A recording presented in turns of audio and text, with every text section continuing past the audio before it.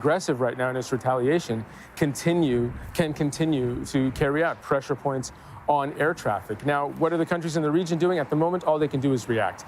Iran is in the driver's seat in terms of its retaliation, but the United States and Israel are in the driver's seat in terms of the initial aggression that was carried out that sparked all this. All right, Zain, thank you for now. Again, an alert level elevated across the region, across Qatar at this hour. We'll come back to you for the latest on the situation here, of course. Zain Basravi in Doha. Let's head over to Washington, D.C. now and speak to Mike Hanna. Mike, first of all, what is the Trump administration saying about the situation in the Strait of Hormuz? Are they providing any evidence at all that the Iranians have been laying mines on the seabed of the strait? Well, they've released video which purports to show attacks on Iranian vessels by the U.S. Navy. But once again, this is not entirely clear. The Pentagon says that it has destroyed 16 Iranian mine-laying vessels in recent hours. President Trump himself has put out a post on social media saying that the mines have not been laid as yet, but has warned Iran against laying any mines in the Strait of Hormuz. So, in a way, there's conflicting messages coming out of the Trump administration. Best example of this was the Energy Secretary saying that the U.S. Navy had escorted a tanker through the Strait of Hormuz. This was subsequently denied by the Trump administration. President Trump had promised a few days ago that U.S. vessels would escort tankers through the Strait of Hormuz, but this has simply not happened at this particular point. So, from the U.S., we're hearing that mine layers have been destroyed, but this days, once again, after the administration had said that every Iranian vessel had been completely obliterated. So we're getting these mixed messages coming out from the Trump administration, no real clarity as to exactly what the U.S. posture is in the Strait of Hormuz. Mike, thank you very much. Mike Hanna in Washington, D.C. Israeli forces have been bombarding the Iranian capital city as the conflict escalates in the region. Overnight airstrikes hit near Tehran's Mehrabad airport. In earlier attacks, Israeli forces claimed they were targeting military command centers, but the Red Crescent says a residential building was hit and rescue teams have been digging through rubble searching for people. Now, despite the heavy U.S.-Israeli bombardment, many people in the Iranian capital are trying to get on with their lives. Ghessam is a shopkeeper at the Grand Bazaar in Tehran. He says his country has endured challenges throughout its history. Here's Ghessam's story in his own words. We've been coming back to work at the bazaar for the past 2 to 3 days. Compared to the first day when the attacks began, the number of customers and the foot traffic has increased a bit. God willing, it will soon return to normal. But compared to what it was before, a lot has changed. Being here isn't very different from being at home. If there is going to be danger, it exists there and it exists here too. In the end, life has to go on, even in wartime conditions. We experienced the 8-year war with Iraq in the 1980s, so we are fully familiar with these conditions. I want the approach of our officials to change. Our people are very noble, just as you have seen throughout history, that groups and other countries carried out aggressions against Iran. We resolved things amongst ourselves. The point is that if the people sometimes have criticisms, they should not be treated like the enemy. In wartime conditions, we should not back down so easily. Economic stability, security, and everything else must be provided for the people. Israel is waging war on two fronts, escalating tension in the region and increasing the risk of spillover conflicts. For 12 days, Israeli and U.S. forces have been bombing Iran. Those attacks have so far killed more than 1,300 people. And in Lebanon, attacks over the past 10 days have killed more than 570 people. Meanwhile, more than 700,000 are estimated to be internally displaced across the country. The latest Israeli attacks in Lebanon have killed more than a dozen people. This is the scene live in Beirut right now, the Lebanese capital, which has been hit multiple times Wednesday morning. As you can see, smoke over the sky of Beirut there. Al Jazeera's Zena Khada reports from the scene of an early morning strike on a residential building in Beirut.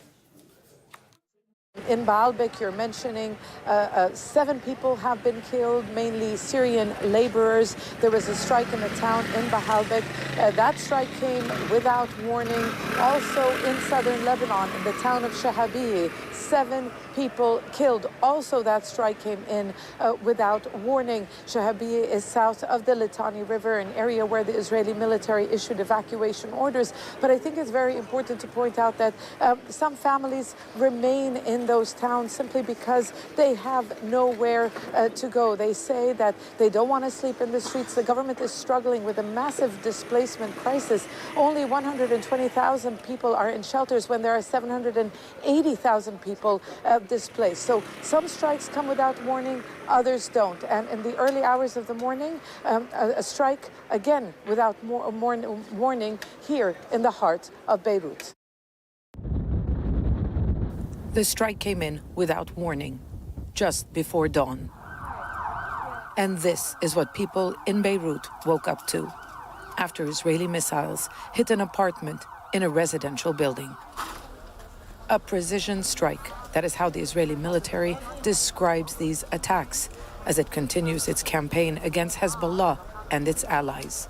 More often than not, the impact is felt by civilians. My brother and I own the apartment on the 8th floor, and the apartment that was targeted was below us. They are saying those targeted belong to a certain party. We don't know. All I know is we are in shock. Several deaths and injuries were reported as the war escalates. Already, hundreds have been killed, hundreds of thousands of others displaced. We are in the heart of Beirut. This is the 3rd time the Israeli military has targeted an area outside Hezbollah's traditional strongholds. We have to wear helmets because of falling glass and debris. Families were asleep when the missiles came in. The explosions caused damage throughout the neighborhood, worsening conditions for an already poor society. We heard the first blast. I grabbed my wife and daughter and took them to another room, and then we heard a second blast. Yet another traumatic incident for a population still reeling from multiple crises in recent years. The last war, only 2 years ago. And there's no end in sight to the latest confrontation. The Lebanese government is offering to direct talks with Israel. Israel says it will not negotiate, and that the war will end when Hezbollah disarms. But Hezbollah says it won't surrender. Zana Khudr, Al Jazeera, Beirut. Israel has come under a barrage of Iranian missile attacks, triggering warning sirens in parts of the country. Air defense systems were activated in central and northern areas of Israel overnight. Israeli media reports all missiles fired from Iran were intercepted. Let's get an update with Nida Ibrahim, who's in Ramallah for us in the occupied West Bank. We heard in the last hour or so, I think, another wave of Iranian missiles towards Israel. Tell us about what's been happening there, Nida.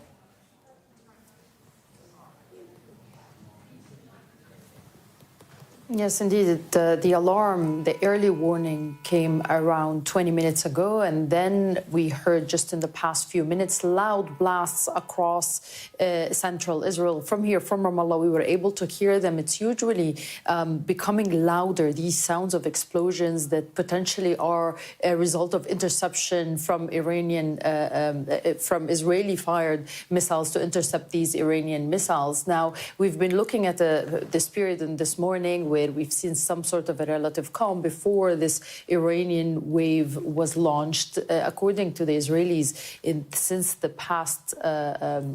the morning, the latest update from the Israeli ambulance service, people were getting injured as they were making their way to the shelters, which is a resulting of the state of panic that people have been feeling because of the limited or short amount of warning. This time they got an early warning, they had enough time to go to shelters, but generally the time between the alarm blasting and the rocket arriving is becoming shorter and shorter, and that's seen in some cases due to the Iranian attacks, not just on the radars here, but in the region, that is making it more difficult for Israel to be able to detect with precision these missiles before they make their way here. In general, in the past 24 hours, the Israeli authorities have been witnessing an uptick in these Iranian missiles. They were saying for the past few days that the number has decreased, but in the past day or so, we've seen the number rise to at least 20 missile launches from Iran.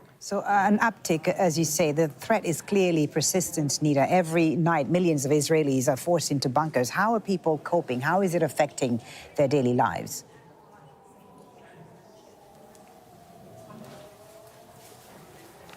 Like, for example, let's talk about tonight. It was yet another sleepless night for Israelis who've had to go to shelters in intermittent periods of time, sometimes staying for 2 to 3 hours. This is something that the Israelis are not used to. Yes, this is a war on Iran, something that they've been talking about for decades that they wanted to do. There is a high support for this war when it comes to the Israeli polls. But at the same time, if this takes longer and if Iran is indeed interested in a war of attrition, this is something that the Israeli officials are trying to reassure the public about. Every day we see a new statement saying the war is achieving its goals. The war is going according to plans. Why? Because of these scenes that the Israelis are not used to, going to shelters day in and day out, going to fortified places. Let's talk about the effects on the economy. At least $3 billion of losses are affecting the economy every week because of the war. Even as the Israeli authorities try to ease restrictions a little bit by allowing gatherings, by trying to get people to go to certain businesses, we've seen how people who were in a construction site were killed in these cluster munitions that were fired by Iran. So this is something that is also worrying the authorities. How do they balance between keeping the public supportive of this war, behind this war and the government, and also not disrupt their lives in a way that they will want to end this war altogether? So it's a sensitive situation for millions and millions of Israelis as well as the Israeli government. Nida, thank you for that. That's Al Jazeera's Nida Ibrahim reporting from Ramallah in the occupied West Bank. Now, the European Union Commission president says the bloc is working on options to lower energy prices, but Ursula von der Leyen has warned that Russia stands to benefit from the ongoing war. This is what she told the European Parliament on Wednesday. Yet in current crisis, some argue that we should abandon our long-term strategy and even go back to Russian fossil fuels. This would be a strategic blunder. It would make us more dependent, more vulnerable and weaker. So we should stay the course of our long-term strategy. We can be more pragmatic, we can be smarter in its implementation, no question, but the direction of travel is the right one. For more on this, let's bring in Nicholas Hack in Brussels. Nicholas, what more did the EU Commission president say, and how much concern is there about these high energy prices? Oh, there's tremendous concern about these high energy prices. I mean, in the course of 12 days of war, Ursula von der Leyen explaining that European consumers paid $3 billion extra at the pump. Now, that shows how much energy is used as a weapon affecting Europeans on their continent. And so there is a priority to try to stabilize those prices at the pump. And of course, when she is alluding to Russian sanctions, whether to lift them or not, or to use Russian oil, it shows how much division there is within the European Union on what course to take. She's alluding, of course, to Viktor Orban, the Hungarian president, who's suggesting that we should use some of that Russian oil. But there's clear divisions. Europe needs more oil. Russia has some to sell, but using that would be a red cross that many Europeans are unwilling to cross. So she's saying that certain member states should probably offer subsidies, or there should be caps. Already there are caps on the price of oil at the pump in Croatia and in Hungary. Other countries want to see reserves released, but there's certainly in this speech von der Leyen stating out that Europe will stay the course and will solve this problem as a unit. Folly? Yeah, Germany has announced, Nicholas, that it's going to be releasing strategic oil reserves. The wider European community, are they on the same page when it comes to how to respond to the energy fallout from this war?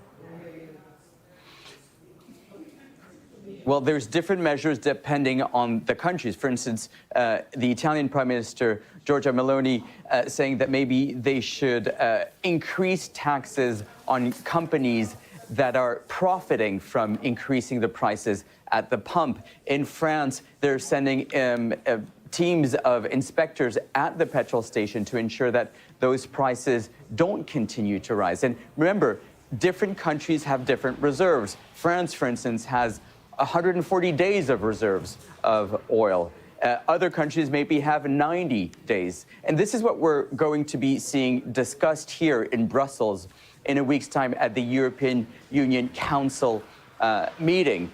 They want to all have a strategy in order to ensure that Europe is not as vulnerable as it was in the past to external shock, because currently, after the Russia-Ukraine crisis, the Europeans tried to diversify their imports on oil and gas. Now they're trying to find new solutions in terms of trying to stabilize the price and to protect Europeans as this war continues in the Gulf and in the Middle East. Folly? Thank you very much for that. Nicholas Hack, live there in Brussels.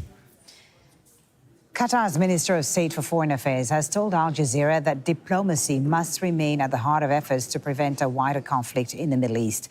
Mohammed bin Abdulaziz Al Khulaifi says Doha is in close communication with Washington and is urging all parties to return to negotiations. Speaking to my colleague Adrian Finnegan, he also warned that the security of the Gulf is closely tied to global stability. How, Minister, would you assess the United States' role in managing this crisis to date? Well, we keep our line of communication, as always, open with our colleagues in the United States, and we keep encouraging them and supporting the pathway of peace and resolving conflicts through peaceful means. We really hope that the parties can find that pathway and really end the military operation and return back again to the negotiation table to meet the concerns of the parties. And now we're talking about the concerns of the regional parties as well. When we're talking about aggressions on Qatar and on the GCC country, these are legitimate concerns. And those are matters that has been discussed under the GCC organization, and we continue to reflect on that with our partners internationally as well. Qatar's leadership has warned that this war could destabilize the global economy and, of course, the energy markets. We've seen that in the last few days already. What are the biggest risks that you see if this conflict continues as it is? Well, if there is a message that I can mention today, that the GCC security is not only a regional security, it's a global security. What the GCC countries been doing in the past years is to contribute towards the stabilities of the global market through our energy infrastructure, through the international trade, and as well as through our diplomacy and our international engagement. Limiting the GCC countries from fulfilling that role would have most certainly a major impact on the global market, and therefore it is definitely a major concern globally, not only regionally, and it demands a global solution that can protect the movement or the chain of supply of energy from the GCC to the world. And you can watch our full interview with the Qatari State Minister of Foreign Affairs on Talk to Al Jazeera coming up in just a few minutes at 12:40 GMT. The United States has started using British military bases as the war in the Middle East escalates.